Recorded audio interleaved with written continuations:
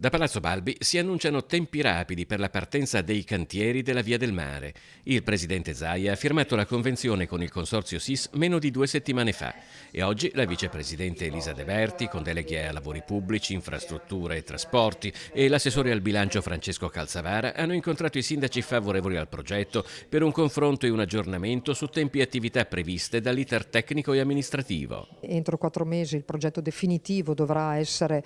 completato e tutte le autorizzazioni e l'approvazione della progettazione, perché comunque dovrà passare in CIPES, dovranno essere concluse entro la fine dell'anno e poi potranno partire i lavori. Non tutti i sindaci sono completamente entusiasti delle modalità con cui si sta conducendo il progetto. Presidente della conferenza sindaci Litorale Veneto, la prima cittadina di Cavallino Treporti, Roberta Nesto, fa parte invece di chi si dichiara soddisfatto. È sicuramente fondamentale, ma altrettanto fondamentale è la continuazione dalla rotonda a Tosano, ex Frova, fino al nostro territorio, perché gli flussi che vanno su Jesolo Lido e su Cavallino Treporti sono flussi importanti e da tanti anni aspettiamo una risposta e credo che questo sia il momento per continuare a ragionare e quindi completare quell'importante tema della mobilità che tanto interessa i nostri residenti e i nostri ospiti. Una volta completata la Via del Mare bisognerà poi far capire il funzionamento di pedaggi ed esenzioni,